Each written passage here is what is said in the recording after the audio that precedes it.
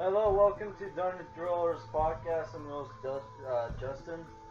So, we're still grieving over Kentaro Miura, one of my favorite mangakas. He's probably in the top three after, Tosha, the the guy whose name I forgot, the Hunter x Hunter guy, who everybody thinks he's gonna die next, or George R. R. Martin.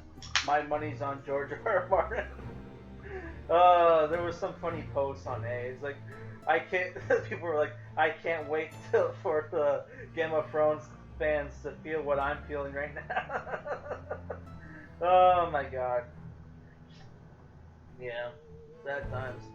So, but you know, life still goes on. So today, I was supposed to do a Friday the 13th Part 6 review. Jason Lives. And guess what? We're still doing it. I watched it last night. The movie came out in 1986. It's hour and 46 minutes. It's obviously a horror slasher.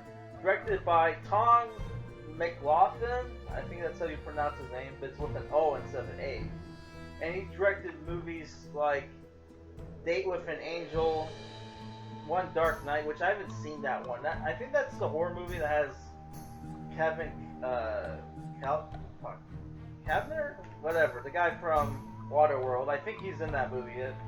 And he directed a Stephen King straight to TV movie that I actually really enjoyed. Sometimes They Come Back, which if you haven't seen that one, it's on YouTube. I enjoyed it. It stars Johnny Quest, Tim Mathews as the main character.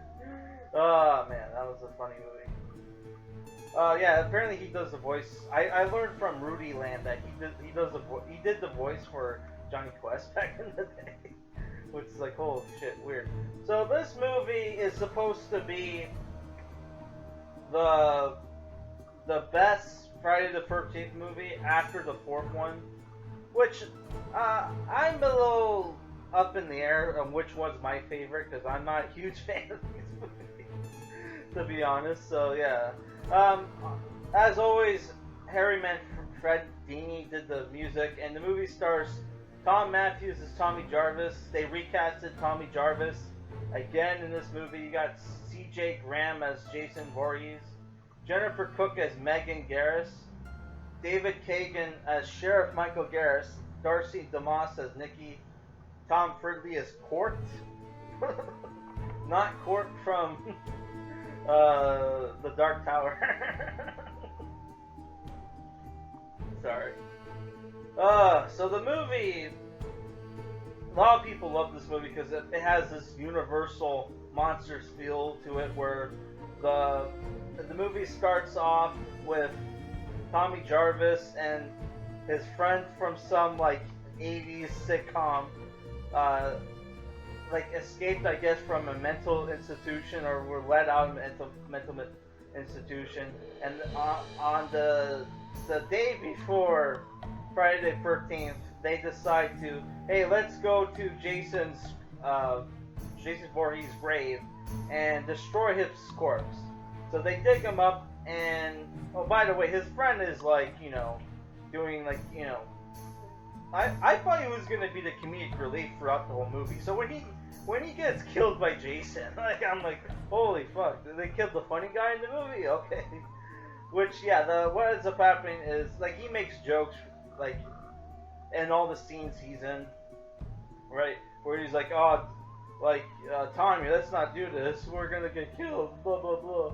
Let's get out of here, man. So they dig Jason's corpse up, which he looks like a Hollow from Dark Souls, right?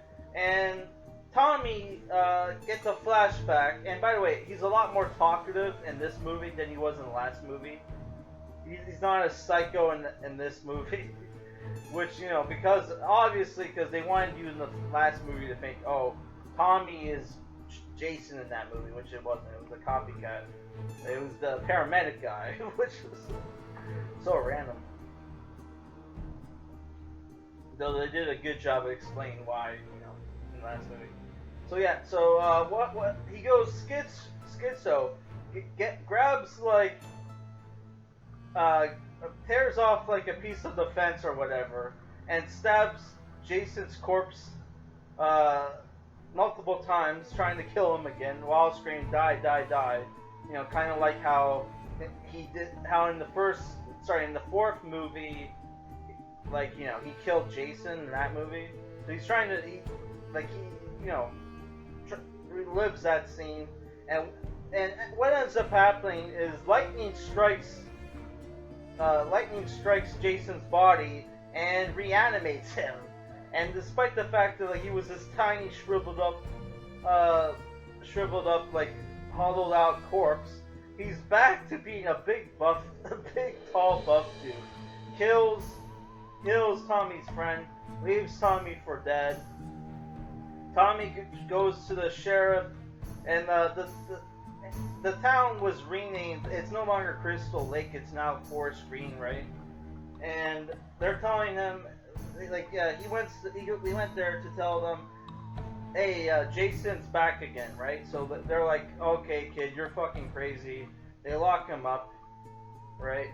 And what ends up happening now is after that, you had the Jason kills two camp counselors, were that were heading to the camp, which I forget what it's called. And the guy from the car, he looked familiar. It was Tony Goldwyn as Darren, who you've probably seen in movies like The Last Samurai and stuff like that. And I think he's been villains in a lot of he was in Ghosts, and he was on The Last House on the Left, 2009, the Belko Experiment, Divergence, which I've never seen that movie. Yeah, he tries to kill Jason with a starter pistol, and it does not end well. It does not end well. So Jason kills him and the girl. The camp counselors go to set up the camp. They can't find the two people who were supposed to be in charge. So you have that subplot going on in the movie. Also, you have some of the kid characters I thought were funny. You have these two kid characters where the dark-haired one kept making jokes throughout the movie, we're so dead, and at one point later on they're hiding from Jason under the bed, right? And he makes a joke, he's so what did you want to be when you grew up? No, not he didn't say that. He's what were you going to be when you grow up? I thought that was a funny joke, right? So yeah, Jason goes off in a killing spree, right?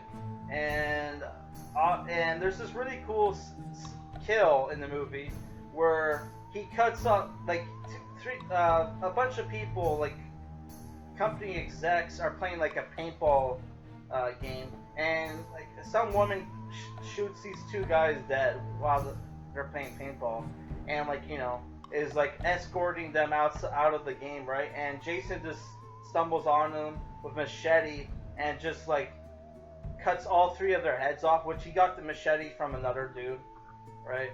Why he would bring a machete to a paintball game, I don't know, but he did. Well, the movie is very meta at times. I forgot to mention that. There's one scene where the gravedigger is straight up looks at the camera, right? And there's several jokes like that in the movie, right? Which I should mention that a lot of the kills in the movie does these quick cuts during the kills, so you don't see them getting killed the instant they die. In some of the scenes, right? Later on in the movie, for the bloodless deaths, you do see them die. But yeah, I thought that was annoying.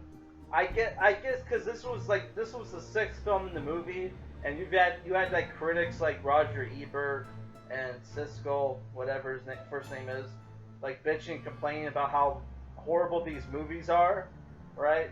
How over violent and trashy these films are. So there was probably some censorship with the editing, right?